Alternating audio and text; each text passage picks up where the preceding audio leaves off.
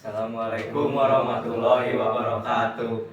Kami dari kelompok Khairul Anwar akan membuat video tentang wawancara tentang Perang Dunia I dan Perang Dunia II.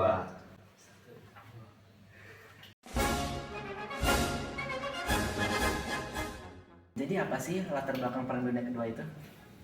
Latar belakang kondisi politik dan ekonomi dunia Perang Dunia Kedua. Keadaan politik internasional menjelang Perang Dunia Kedua menyerupai keadaan tahun 1906 sampai 1914.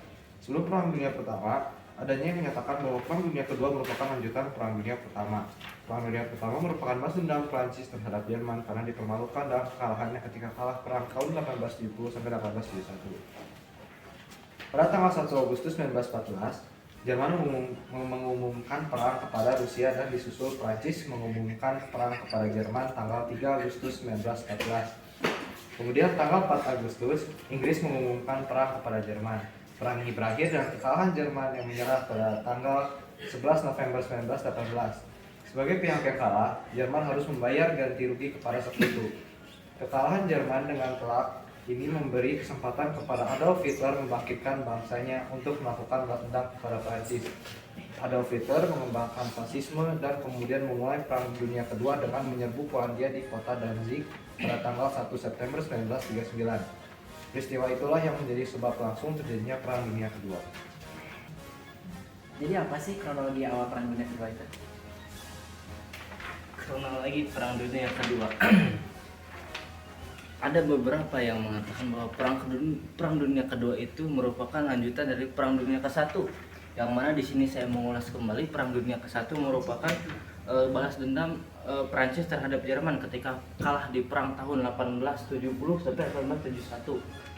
Lalu sabar lanjut. Ada beberapa faktor yang menyebabkan terjadinya perang kedua di catatan dalam buku ini. Yang pertama adalah kegagalan LBB, yaitu Liga Bangsa-Bangsa dalam misi perdamaiannya.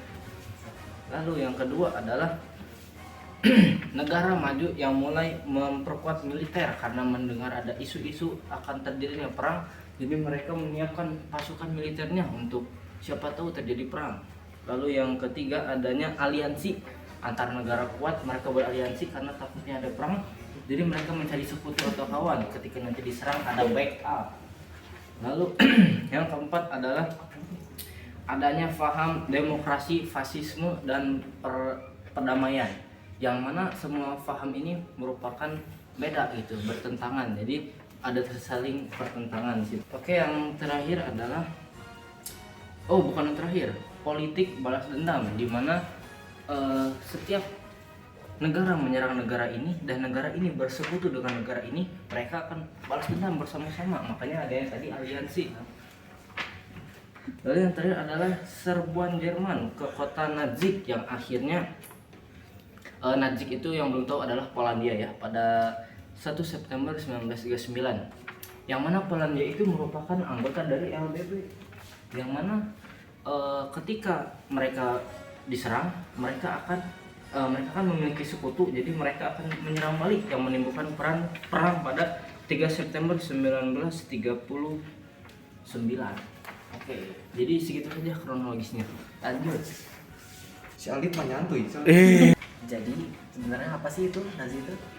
Oke, Nazi itu sebenarnya merupakan partai politik yang nama aslinya itu National Socialistische Deutsche Arbeiterpartei atau NSDAP. Partai politik ini dibentuk pada tahun 1920 berbasis di Munchen. Awalnya bernama Deutsche Arbeiterpartei atau Partai Buruh Jerman.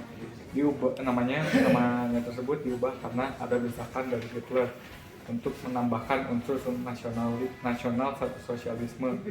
Ya, seperti yang kita ketahui, lambang partai Nazi itu adalah swastika, dan partai Nazi berkuasa menggantikan Republik Weimar pada tahun 1933 sampai akhir Perang Dunia Kedua. Ya, itu merupakan itu adalah Nazi. Jadi apa sih latar belakang Hitler?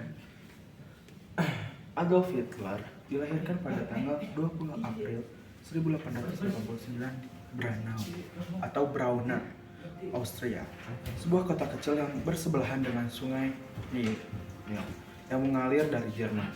Ayahnya bernama Alois Hitler, seorang pegawai kantor bea cukai. Sedangkan ibunya adalah seorang perempuan keturunan Yahudi. Masa kecil Adolf Hitler sangatlah jauh dari kata bahagia. Berbeda dengan anak-anak seusianya ketika kecil yang senang bermain dan bersenang-senang. Ayahnya yang kejam sering menyiksa Hitler kecil dengan mencambuknya. Hal ini dialami oleh Adolf Hitler sejak berumur 3 tahun. Hitler kecil juga sering diejek temannya sebagai anak cengeng dan lemah karena selalu menangis ketika dicambuk. Pada suatu hari, Hitler ingin menunjukkan bahwa dia anak yang kuat. Hitler kecil berusaha tidak menangis ketika mendapat cambukan. Dia menghitung jumlah cambukan yang diterimanya. Ternyata jumlahnya mencapai 30 cambukan. Setelah itu, Hitler kecil memberitahu ibunya dan berkata bahwa dia telah menjadi anak yang kuat karena mampu tidak menangis ketika mendapat cambukan. Sang ibu tidak sanggup menolong Hitler kecil ketika mendapatkan cambukan dari suaminya. Ketika Hitler beranjak dewasa, dia mengetahui bahwa ayahnya adalah anak dari hasil hubungan gelap neneknya dan laki-laki seorang. Sejak itulah Hitler membenci orang-orang Yahudi. Dia ingin membalas dendam karena di alam bawah sadarnya dia sangat membenci ayahnya tersebut. Hitler kecil sering berpindah-pindah domisili mengikuti orang tuanya. Dia dibawa orang tuanya ke kota Passau di Jerman. Dia menghabiskan masa kecilnya di kota tua ini. Setelah ayahnya pensiun, keluarga Hitler pindah ke Lamberg. Kota ini ada sebuah biara Katolik yang dihiasi ukiran kayu dan batu yang diantaranya terdapat beberapa ukiran swastika.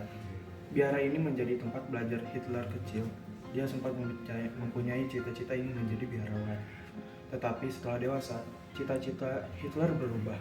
Dia ingin menjadi seorang seniman dan mulai mengikuti ujian masuk perguruan tinggi di Wiener, Austria. Namun, gagal. Kurang dari 1 tahun setelah resmi menjadi warga Jerman, karir politik Hitler tumbuh dengan pesat. Hitler berhasil menjadi kanselir Jerman pada Januari 1933. Waktu itu dia berumur 44 tahun setelah kematian Presiden Paul von Hindenburg. Hitler mulai menunjukkan otoriternya. Hitler menyuruh bawahannya mendata kaum Yahudi di Jerman. Kemudian Hitler juga membunuh lawan-lawan politik secara ekstrim. Partai Nazi berkembang dengan pesat dan menjadi partai yang terkuat dan terbesar. Setelah menjadi partai yang terkuat, Hitler mulai merancang jalan menuju penaklukan bangsa-bangsa Eropa dengan membuat benteng di Rhineland pada tahun 1936.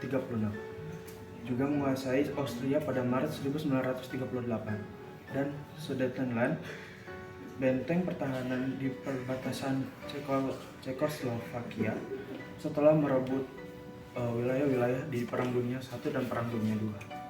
Begitu. Terima kasih. Jadi menurut kamu apa sih dampak dari Perang Dunia Kedua ini? Menurut aku dampak dari Perang Dunia Kedua ini ada terbagi menjadi 3 bidang. Yang pertama dalam bidang politik. Kemenangan pihak sekutu yaitu Inggris, Prancis, Amerika Serikat, dan Uni Soviet mengakibatkan Uni Soviet dan Amerika saling berlomba menanam pengaruhnya pada negara lain dengan berbagai cara, sehingga dampaknya dunia terbagi menjadi 2 blok, yaitu blok barat dan blok timur.